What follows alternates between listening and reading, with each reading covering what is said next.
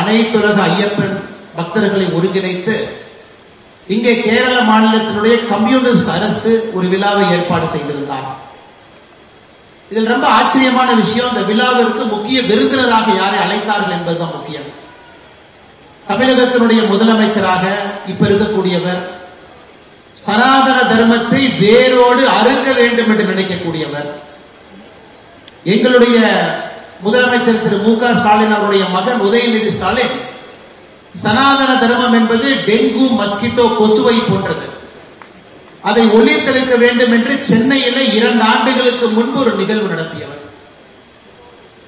அதுல திரு மு க ஸ்டாலின் அவர்களை இந்த நிகழ்வுக்கு முக்கிய விருந்தினராக கேரள மாநிலத்தினுடைய முதலமைச்சர் பினராயி விஜயன் அவர்கள் இங்க வாங்கணும் கூப்பிடும் பொழுதே நமக்கு தெரியும் இது ஐயப்பனுக்காக போடப்படக்கூடிய ஒரு நிகழ்வு கிடையாது, மக்களை ஏமாற்றி அரசியல்ல ஓட்டை வாங்குவதற்காக ஒரு நிகழ்வு இங்க போடுறாங்க என்பது தெல்ல தெளிவாக நமக்கு தெரியும். ஐயப்பனை பொறுத்தவரை நமக்கு தெரியும் நைஸ்திக் பிரம்மச்சாரி என்று சொல்லுவோம். எப்பொழுதும் எல்லா நிலையிலும் ஒரு பிரம்மச்சாரியாக இருக்கக்கூடிய குழந்தை ஐயப்பனை பார்ப்பதற்கு ஆண்டாண்டு காலம் கோடிக்கணக்கான மக்கள் இங்க வர்றாங்க. இந்த நைஸ்திக் பிரம்மச்சாரியை பொறுத்தவரை அவரை பாதுகாக்க வேண்டிய கடமை நமக்கு இருந்தாலும் கூட அவர் எப்பொழுதும் குழந்தை முகத்தோடு இன்முகத்தோடு இங்கிருந்து சபரிமலையில பக்தர்களுக்கு ஆண்டாண்டு காலமாக செய்தியை சொல்றாங்க. ஆனா திரு ஸ்டாலின் அவர்களையும் திரு பினராயி விஜயன் அவர்களையும் நான் அவர்களை எப்படி அழைப்பேன் என்று சொன்னால் நாஸ்திக் டிராமாச்சாரி என்றுதான் அழைப்பேன். அதாவது நாத்திகத்தை விரும்பக்கூடிய டிராமா நடத்த வேண்டும் என்று நினைக்கக்கூடிய 2 நபர்கள் இணைந்து நாஸ்திக் டிராமாச்சாரியாக இந்த நிகழ்வை நடத்தி முடித்திருக்கிறார். அது அந்த நிகழ்வை பார்க்கும் பொழுது யாரும் வரவில்லை, இருக்கைகள் எல்லாம் காலியா இருந்ததுங்க. இவர்களாகவே கஷ்டப்பட்டு ஒரு கூட்டத்தை போட்டு ஐயப்பனுக்கு நாங்கள் இருக்கின்றோம் என்று சொல்லி அதன் மூலமாக இன்னும் தங்களுடைய பெயருக்கு களங்கத்தை ஏற்படுத்தி கொண்டிருக்கின்றார்கள் என்று சொந்தங்கள்.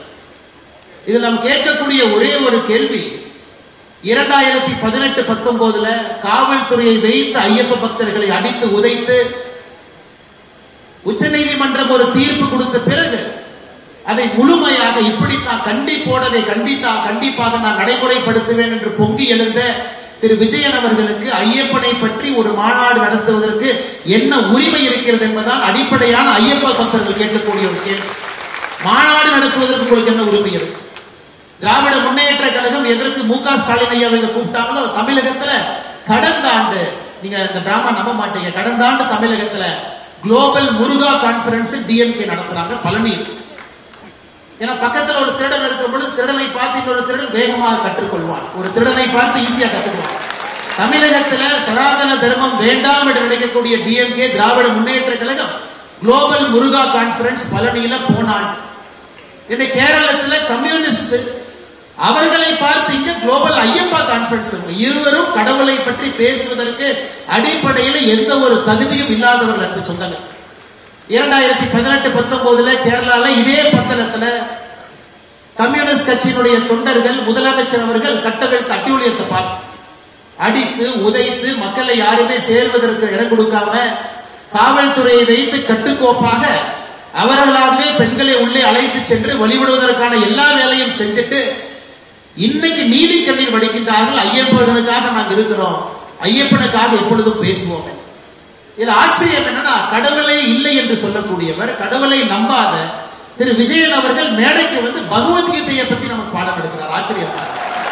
ஒரு அப்பதான் நினைச்சேன், கேரளால கம்யூனிஸ்ட்காரங்கெல்லாம் நீங்க பகவத்கீதையை படிக்க ஆரம்பிச்சாங்கன்னா என்ன ஆகும்னு யோசிச்சு பாருங்க. பகவத்கீதையை படிச்சுட்டு அதிலும் 12வது சாப்டர் படிச்சுட்டு சொல்றார், அத்விஷ்ட சர்வ பூதானா மைத்ர கருணா ஈவாச்சான்னு நமக்கு பாடுறாரு. என்ன சொல்றாருங்க? அதாவது ஒரு பக்தன் எப்படி இருக்க வேண்டும் என்று விஜயன் அவர்கள் நமக்கு பாடம் எடுக்கிறாங்க. அந்த மாதிரி பக்தனா நீங்க இருக்குன்னு கடவுளை நம்பாத விஜயன். ஆனா பிரச்சனை என்னன்னாங்க, அவர் 12வது சாப்டருக்கு மேல அவர் படிக்கல. திரு விஜயன் அவர்களுக்கு நான் பகவத்கீதையிலிருந்து இன்னொன்று நான் சொல்றேன். 12வது சாப்டரை தாண்டி இன்னும் கொஞ்சம் முன்னாடி போங்க, 13வது சாப்டர், 14, 15, 16வது சாப்டர் போனீங்கன்னா 21வது வரிய திரு விஜயன் அவர்கள் மறுபடியும் இன்னைக்கு பகவத்கீதை எடுத்து படிக்கணும். திருவிதாம் நரக சியதாம் துவாரம் நாசனாம் ஆத்மனஹ காம குரோதா சத்தலோபாஸ் தஸ்மத் அத்ரயம் தயாஜ. இதையும் படிக்க. இதுல என்ன சொல்லுதுன்னா, ஒரு மனிதன் நரகத்திற்கு போக வேண்டும் என்றால் 3 வழிதான் இருக்கு. Lust, anger, greed. காமம் நரகத்துக்கு வேகமா கூட்டிட்டு போயிடும். பேராசை நரகத்துக்கு வேகமா கூட்டிட்டு போயிடும். கோபம் நரகத்துக்கு வேகமா கூட்டிட்டு போயிடும். இந்த 3ம் இருப்பது இன்னைக்கு கேரள கம்யூனிஸ்ட் அரசுகிட்ட திரு விஜயன் அவர்கிட்ட இருக்கு. அதனால 12வது சாப்டரோட நிறுத்தாம அப்படியே 16வது சாப்டர் படிச்சீங்கன்னா உங்களுக்கே பகவத்கீதையில சொல்லியிருக்கக்கூடிய புத்திமதி தெரியும். அதை தாண்டி நம்முடைய தமிழ் மண்ணில் ஐயன் திருவள்ளுவர் திருக்குறள் எழுதியிருக்கார். கொலை மேற்கொண்டாரில் கொடிதே அலை மேற்கொண்டு அல்லவை செய்தொழுகும் வேந்து. ஒரு அரசனை பொறுத்தவரை, ஒரு கிங், ஒரு ராஜா, அரசனை பொறுத்தவரை அரசன் கொடுமை செய்வது, அரசன் இருக்கக்கூடிய சட்டத்தை தவறாக பயன்படுத்துவது. ஒரு அரசன் கொடுமை செய்வது, அரசன் ஒரு சட்டத்தை தவறாக பயன்படுத்துவது அரசனுக்கு கீழே இருக்கக்கூடிய கொலைகாரனை விட ஒரு பெரிய பாவம் அரசன் சம்பாதிப்பான் என்று திருவள்ளுவர் சொல்றார். 2018-19 திரு விஜயன் அவர்கள் கேரள மாநிலத்துல பந்தளத்துல இந்த பகுதியில அவர் நடந்து கொண்ட விதம் எது, அவர் மக்களை நடத்திய விதம் என்ன, கையில் ஆட்சி அதிகாரம் இருக்கிறது என்கின்ற ஒற்றை காரணத்திற்காக லட்சக்கணக்கான ஐயப்ப பக்தர்களுக்கு எவ்வளவு பிரச்சனை அவர் உருவாக்கினார். அதனால் இது யாருக்கு பொருந்ததோ இல்லையோ திரு விஜயன் அவர்களுக்கு பொருந்தும்.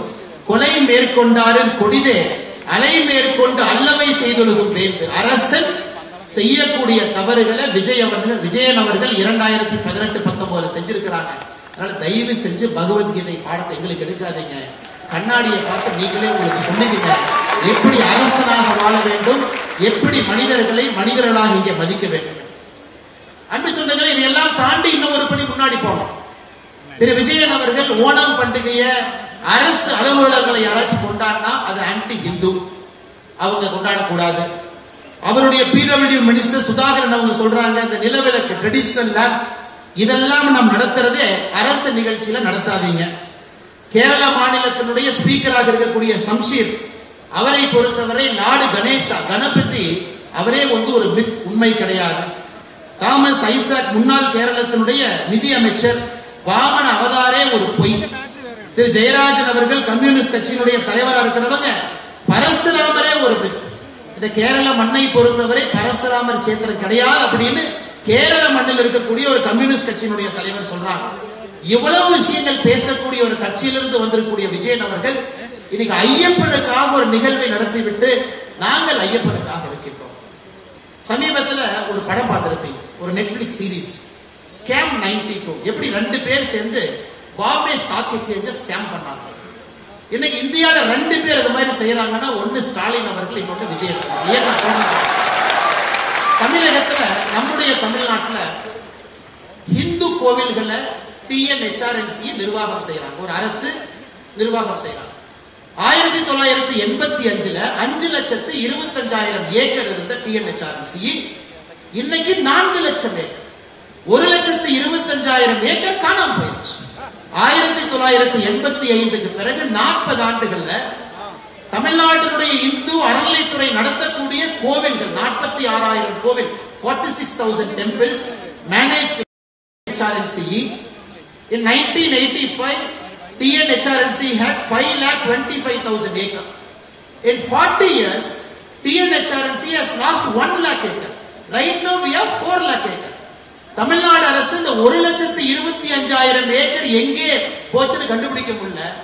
தமிழ்நாடு அரசு சார்பா இந்த ஐயப்பன் மீட்டிங்க்கு எங்களுடைய அறநிலைத்துறை அமைச்சர் சேகர் பாபு வந்திருக்கார். அவர் என்ன கேட்கிறாருன்னா, ஒரு 5 ஏக்கர் மட்டும் எங்களுக்கு கொடுங்க, பந்தளத்தில் கொடுங்க கேட்கிறாங்க.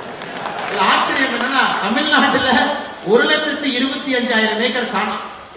20ஆம் தேதி செப்டம்பர் இங்க குளோபல் ஐயப்பா கான்பரன்ஸுக்கு வந்த தமிழ்நாட்டினுடைய அமைச்சர் இங்க என்ன கேட்கிறாருன்னா, ஒரு 5 ஏக்கர் தமிழ்நாட்டு கொடுங்க, இங்க நான் கட்டிக்கிறேன். ஏன் அதையும் திருடவா? அந்த 1,25,000 ஏக்கரோடு கேரள மாநிலம் உங்களுடைய சொத்து 5 ஏக்கரையும் திருடவா? அன்பு சொந்தங்களே, இது நடப்பதெல்லாம் நன்றாக நாம் பார்க்க வேண்டும். நம்மை ஏமாற்றுவதற்காக மட்டுமே ஒரு கூட்டம் ஒன்றாக இணைந்து நடத்தி கொண்டிருக்கிறார். இன்னைக்கு கடவுளை அரசியலாக்குவது யார் என்கின்ற முக்கியமான கேள்வியை நம்ம கேட்கிறோம்.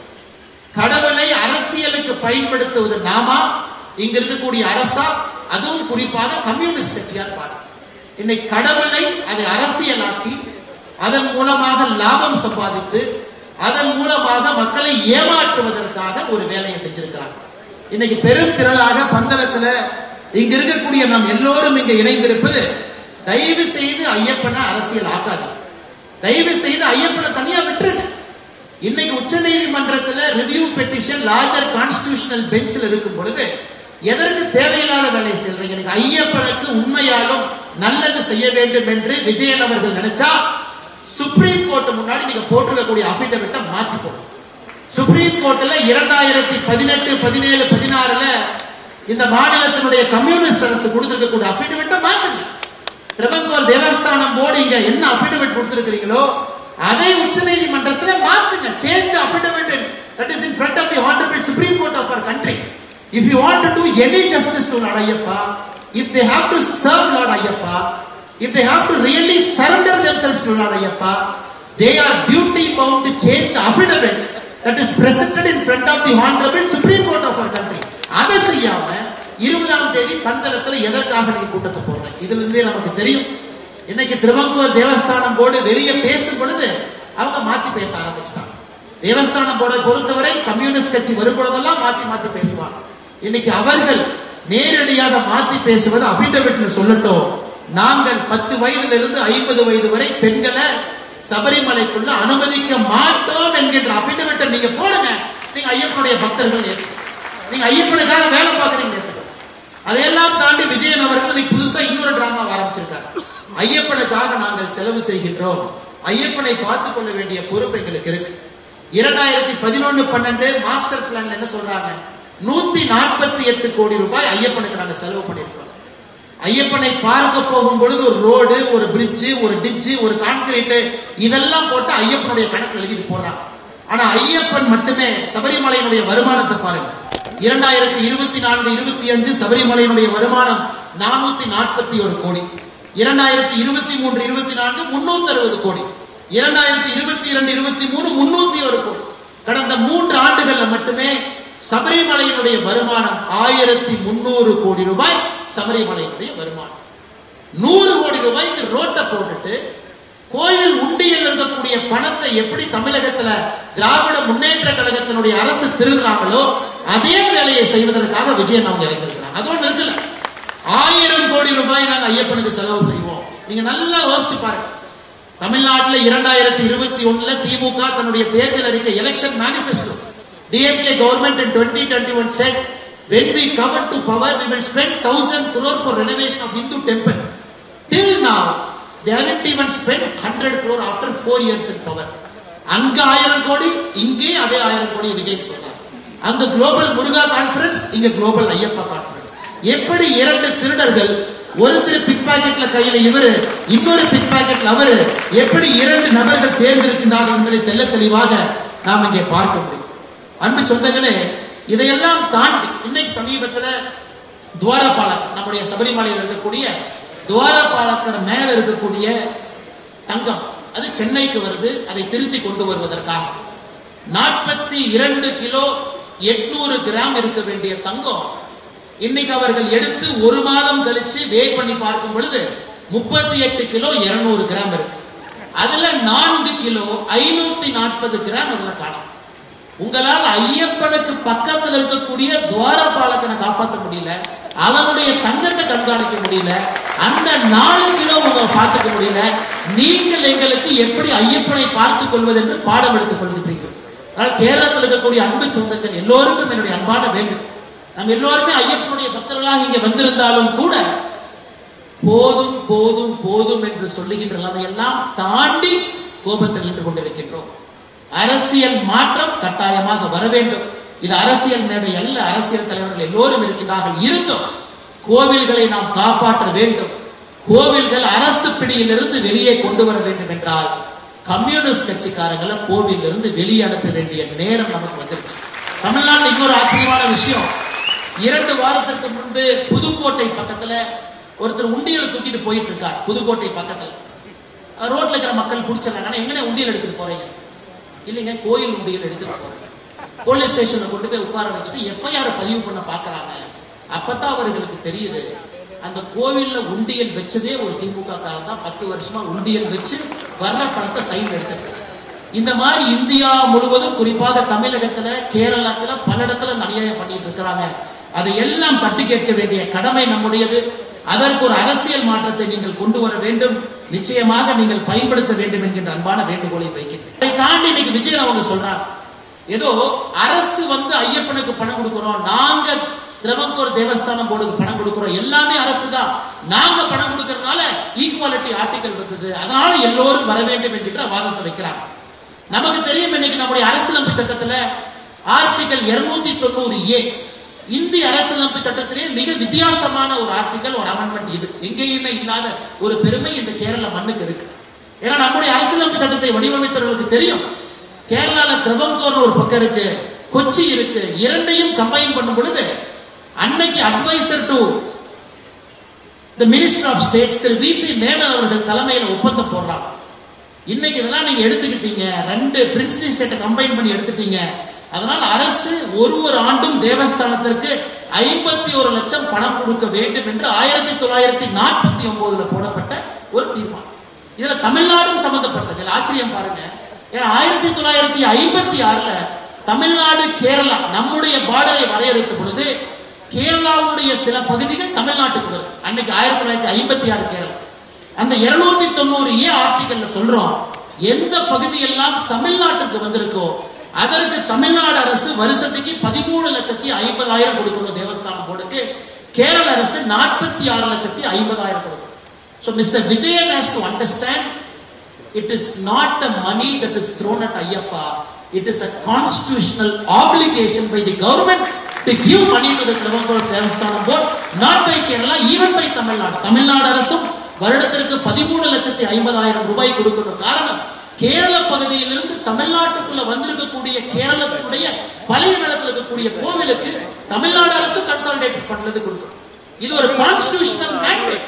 ஏன்னா இங்கிருந்த கோவில்களை பாதுகாப்பதற்காக கொடுக்கப்படுற நிதி அது அப்படியே மாத்தி கடந்த 75 ஆண்டுகள் அப்படியே இந்த கான்செப்டை மாத்தி ஏதோ அரசு பணம் கொடுப்பதால் மட்டும்தான் இங்க இருக்கக்கூடிய கோவில்கள் வாழுகின்ற என்கின்ற மாயத்தோட்டத்தை ஏற்படுத்தி அதை உச்ச நீதிமன்றம் வரைக்கும் கொண்டு போய் அதுல ஆர்டிகல் 21-25 கொண்டு வந்து அரசு பணம் கொடுக்கறதுனால எல்லா கோவிலும் எல்லோரும் செல்லணும், குறிப்பாக பெண்கள் சபரிமலை ஐயப்பனை பார்க்க செல்ல வேண்டும் என்கின்ற வாதத்தை வைத்து இன்னைக்கு இந்த பிரச்சனை போயிட்டு இருக்கு. ஆனால் நிச்சயமாக எனக்கு நம்பிக்கை இருக்கிறது, உச்ச நீதிமன்றம் லார்ஜர் கான்ஸ்டிடியூஷனல் பெஞ்சில இதை அவங்க மறு தீர்மானம் செய்யும் பொழுது ஐயப்பனுக்காக நல்ல ஒரு முடிவு, நல்ல ஒரு தீர்ப்பு வரும் பொழுது இந்த கம்யூனிஸ்ட் அரசனுடைய முகத்துல கரியை நாம் பூசத்தான் போகின்றோம், அதுவும் நடக்கத்தான் போகிறது. நம்முடைய காலத்தில் அதையும் பார்க்கணும். அதனால இந்த அற்புதமான இந்த மாநாட்டில் பங்கேற்கக்கூடிய எல்லா தலைவர்களுக்கும் இந்த நேரத்தில் நாம் நெஞ்சார்ந்த பாராட்டுக்களை, வாழ்த்துக்களை தெரிவிக்கணும். காரணம், 20ஆம் தேதி அரசு நடத்திய கூட்டத்தை விட 10 மடங்கு பெரிதாக ஆன்மீகவாதிகள், பெரியவர்கள், அரசியல் கட்சியினுடைய தலைவர்கள், சாதாரண பொதுமக்கள், ஐயப்ப பக்தர்களை எல்லோரும் கொண்டு வந்து கேரள மாநிலம் ஒரு செய்தியை சொல்லி இருக்கிறது. ஐயப்பனை தொட்டால் நாங்கள் விடமாட்டோம் என்கின்ற பெரிய செய்தியை சொல்லியிருக்கிறோம். அது 2026 தேர்தல் களத்தில் அதை எதிரொலிக்க வேண்டும் என்கின்ற ஒரு ஐயப்ப பக்தராக என்னுடைய கருத்தையும் இங்கு வைக்கின்றேன். கடைசியா திரு விஜயன் அவர்களுக்கும் கம்யூனிஸ்ட் ஆட்சி எங்களுடைய வேண்டுகோள், நீங்கள் புரிந்து கொள்ள வேண்டும், மனிதனுடைய சட்டங்கள், உங்களுடைய சட்டங்கள் ஐயப்பனுக்கு பொருந்தாது என்பதை எப்பொழுது புரிந்து கொள்ளுகின்றீர்களோ அன்னைக்கு உங்களுக்கு நல்ல புத்தி கிடைக்கும். இரண்டாவது, பகவத்கீதையை முழுசா 18 சாப்டர் படிங்க, 12 சாப்டரோட நடிக்கிறாங்க. மூன்றாவது, கேரள அரசும் தேவஸ்தானம் போர்டும் இன்னைக்கு உச்ச நீதிமன்றத்தின் முன்பு நீங்க போட்டிருக்கக்கூடிய அபிடவிட்டை மாத்தி ஐயப்பனுக்கு ஆதரவாக நீங்கள் கொடுக்கும் பொழுது ஐயப்பனுக்காக நீங்கள் இருக்கின்றீர்கள் என்கின்ற பொருள். அதுவரை எத்தனை மாநாடு நீங்கள் நடத்தினாலும் நாங்கள் நம்ப போவது கிடையாது. 2018-19 அந்த ஆர்ப்பாட்டத்தில் பங்கேற்ற எல்லோரின் மீதும் வழக்கு போடப்பட்டிருக்கிறது. அந்த வழக்கை உடனடியாக நீங்கள் கைவிட வேண்டும் என்பதும் இதன் மூலமாக சொல்லுகின்றோம். நன்றாக புரிந்து கொள்ள வேண்டும், பம்பையோ பந்தலமோ இது ஒரு பிக்னிக் ஸ்பாட் கிடையாது, ஐயப்பன் வாழுகின்ற இடம். அதனால் நீங்கள் நடத்தக்கூடிய இந்த குளோபல் கான்பரன்ஸ் ஐயப்பனை உலகத்துக்கு அறிமுகப்படுத்தப்படுகிற தேவை யாருக்கும் கிடையாது. ஐயப்பனை விட இவங்கெல்லாம் பெரிய ஆளுகளாம், ஐயப்பனை உலகுக்கு அறிமுகப்படுத்துவதற்காக ஒரு மாநாடு நடத்துறாங்களாம். இந்த இடத்தை அப்படியே விடுங்க. காட்டுக்குள் ஐயப்பன் இருப்பதுதான் அனைவருக்கும் பெருமை. தயவு செய்து அதை அசிங்கப்படுத்தாங்க. அது மட்டுமல்ல, திரு விஜயன் அவர்களுக்கு இன்னைக்கு பிராமின் சமுதாயத்தின் மீது ஏதோ ஒரு கோபம் இருக்கு.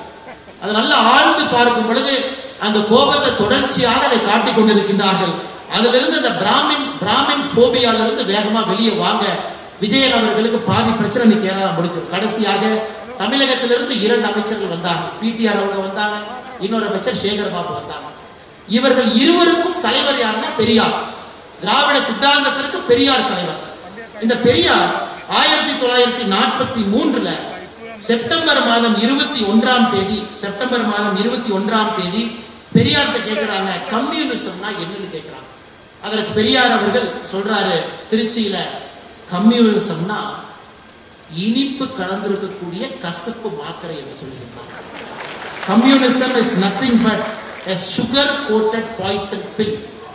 ஒரு இனிப்பு கலந்திருக்கக்கூடிய ஒரு பாய்சன் தான் கம்யூனிஸ்ட். இன்னைக்கு அந்த கம்யூனிஸ்ட் நடத்தக்கூடிய மாநாட்டுக்கு அந்த பெரியார் அவருடைய சித்தாந்தத்தின் வழித்தோன்றலாக வந்திருக்கக்கூடிய கட்சியிலிருந்து 2 பேர் இங்க வந்ததே 5 ஏக்கர் ஆட்டை போடத்தான் வந்தாங்க. வேற எதுக்கு அவங்க வரல? அங்க 1,25,000 ஏக்கர், கேரளாவில் 5 ஏக்கர் வருமானு. அதையெல்லாம் நீங்கள் பெரிதாக எடுத்துக்கொள்ள வேண்டாம். மற்றும் ஒரு முறை மேடையில் இருக்கக்கூடிய எல்லோரும், ஐயப்ப பக்தர்களுக்கும் உணர்ச்சியோடு வந்திருக்கக்கூடிய எல்லோரும் இதே போல தொடர்ந்து கட்டுக்கோப்பாக ஐயப்பனுக்காக ஒருங்கிணைந்து நாம் நிற்போம். மாற்றம் நிச்சயமாக வரும். அரசியல் மாற்றத்தை நீங்கள் மறந்துவிடக் கூடாது. அரசியல் மாற்றமே உண்மையான சமுதாய மாற்றத்திற்கு வித்திடும். 2026 தேர்தலை நாம் பயன்படுத்தி கடவுளுக்கு எதிராக, ஐயப்பனுக்கு எதிராக இருக்கக்கூடிய கம்யூனிஸ்ட் கட்சி ஆட்சியை இங்கிருந்து தூக்கி எறிவதற்கு நாம் ஒன்றிணைவோம். அதை நீங்கள் ஐயப்ப பக்தர்களாக நிகழ்த்தி காட்ட வேண்டும் என்கின்ற வேண்டுகோளை வைத்து வாய்ப்பு கொடுத்த நல்ல உள்ளங்களுக்கும் மேடையில் இருக்கக்கூடிய தலைவர்களுக்கும் சபரிமலை சம்ரட்சண சங்கமத்தில் இருக்கக்கூடிய எல்லா அண்ணன், குறிப்பாக எஸ்ஜிஆர் குமார் அவர்களுக்கும் என்னுடைய நெஞ்சார்ந்த நன்றிகளை தெரிவித்துக் கொள்கின்றேன். நன்றி, வணக்கம். சுவாமியே சரணம் ஐயா.